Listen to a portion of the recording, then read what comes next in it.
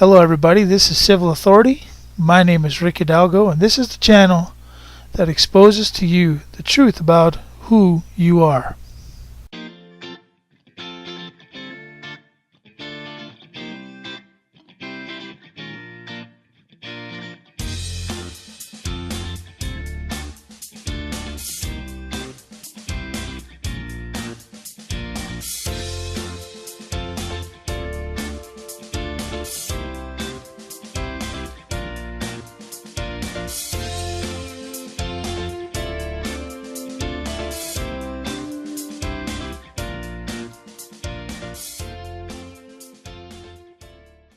Hello everybody, this is Civil Authority. My name is Rick Hidalgo, and this is episode 7.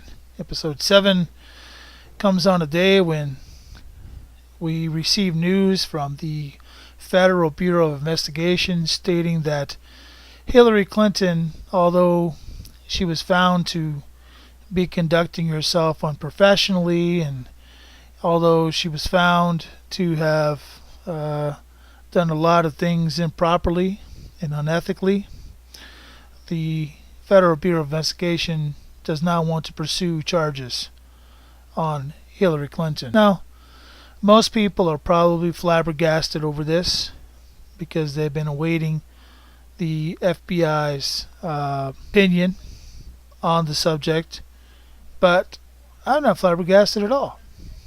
I'm not even surprised. And I'm going to tell you why I'm not surprised. You see, all of the people in D.C. who you have voted, I'm going to use that term loosely, voted into office, you voted them into office by casting an opinion in a poll. And by doing so, the elites, well, you created a brand of elites is what you did, but these people, once they get to Washington, they're privy to information that the rest of us are not. The information that they're privy to is about their own personal estates. Somewhere, at some point, somehow, they're privy to information that the rest of us are not. They become, in some way or some fashion, a cut above the rest of us as far as class citizenship. In a Republican form of government like the one that we have, this is not supposed to happen. We are all supposed to be equal as far as footing goes. That's why we have equal footing clauses. That's also why we have a Declaration of Independence that made it clear that all of us are created equal. Okay.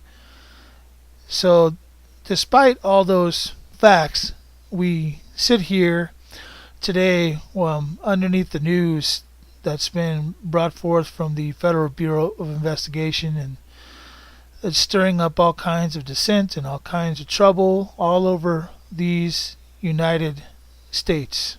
And the truth of the matter is that what it should do, it actually should bring us to a place of beginning to understand that there really is a separation between classes of people.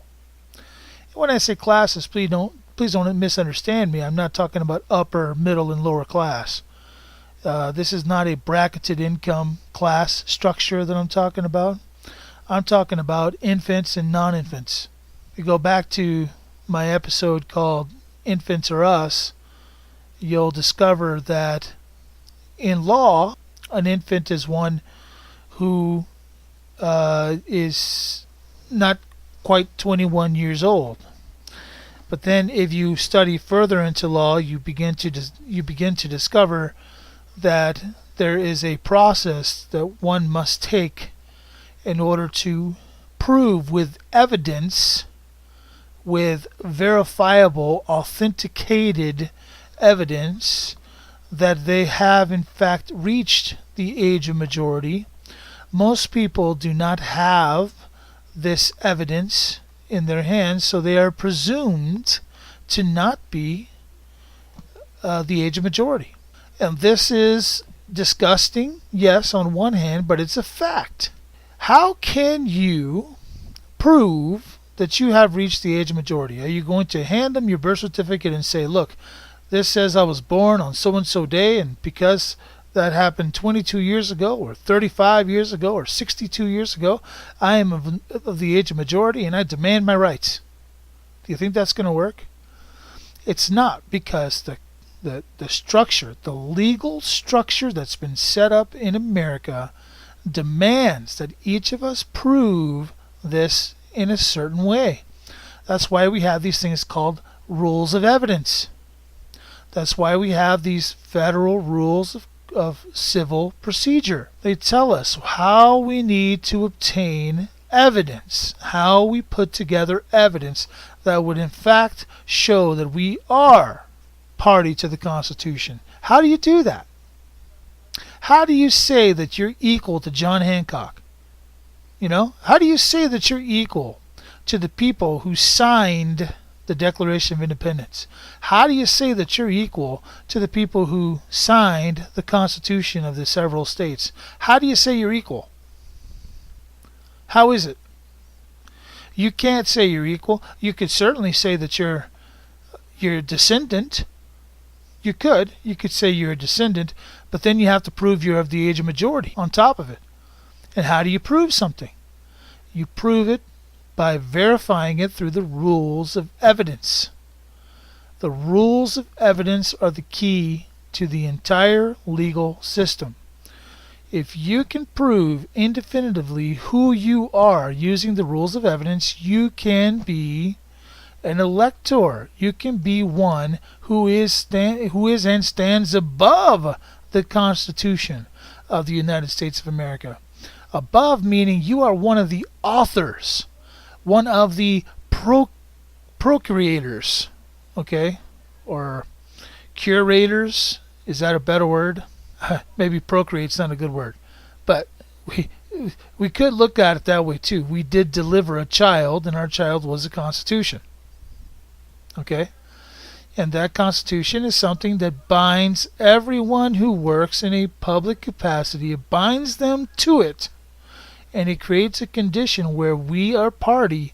If we are party, we can enforce that Constitution. Our problem has been we cannot enforce the Constitution because we are declared and presumed infants, because we have no evidence contrary to their presumption. And until we can put together evidence in a proper fashion, according to the rules of evidence, we're not going to raise our status to that of over the Constitution as part of the civil authority. Those of you that are on my Facebook page, I'm constantly doing hashtag we are civil authority. The point of that is I'm trying to teach you guys, I'm trying to train people to understand that they are the civil authority. You stand above the Constitution. You don't stand below it. We don't receive our rights from the Constitution. We don't receive our laws from the Constitution. The Constitution are the laws that we are pressing upon them. We obligate them through the Constitution. It does not obligate the people in any way or any fashion. We gave up only a very limited number of powers, and we gave them to the government for one purpose and one purpose only, and that is to benefit us as a whole. Not only have they totally run the other way from or rejected the premise of the Constitution, but they have also created a condition of perjury. They've perjured their oath. They've done so by not benefiting the people and by placing or allowing a runaway legal system to apply a presumption upon us. A simple presumption, folks. Let's get away from talking about admiralty law. Let's get away from talking about maritime law. Let's get away from talking about the straw man paper stuff, okay? Let's get away from talking about all that stuff and these redemptive processes, stuff like that. If you want to prove who you are, do it through the Federal Rules of Criminal Procedure. It's very simple. It tells you, read Rule 44, first of all. Learn how it is that you can bring evidence into a court of law. That's number one. Then read Rule 17, and there you can discern how to have standing, how to have capacity. One has to have capacity. You have to be able to sue or be sued. If you can be sued or if you can sue, that means you have capacity. You have standing. And you have to have standing. That's Rule 17. So go read those two rules and figure it out for yourself. Then when you're done with that, read Minnesota General Rule of Practice 220. And yes, it doesn't matter that it's the state of Minnesota. It doesn't matter. This applies specifically to law. Okay? This is just the way that Minnesota likes to explain it. It makes it very easy for people to comprehend and understand what's going on. You do that, and you're off to a big start of reclaiming who you are as an American, okay? As an elector of the United States of America, you're beginning to reclaim your status. With that, I'm going to stop. I'm going to get off my soapbox, and I'm going to remind everybody that this is not legal advice, nor will it ever be legal advice. Don't construe it as legal advice. I am not here to offer you legal advice. I'm here to tell you, from my perspective and the education that I've gained, this is the facts. According to what I have studied, what I have dedicated myself to these past, 8 years. I'm talking 8 years of solid study. I've been studying this ever since 1996, when I had my first child in the hospital and had to and felt like a sperm donor. Okay, when I began to question and I began to come to a realization that something was wrong. Okay, as early as 1996. That's when it started for me. One thing after another, and I am learning. Okay, I'm passing on this knowledge to you because I'm sick and tired of Americans getting screwed over. This is not for the faint of heart. If you don't know what you're doing or don't know who you are, don't touch it. But if you do, I encourage you to study it, understand it, come to grips with it, and move forward. Okay? Again, it's not legal advice. I'm just a guy.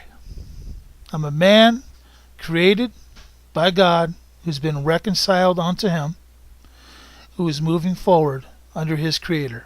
That's it. Simple. He's my King. I'm indentured to Him, and we're moving forward. So with that, God bless you. God bless America. I'll see you next time. Bye-bye.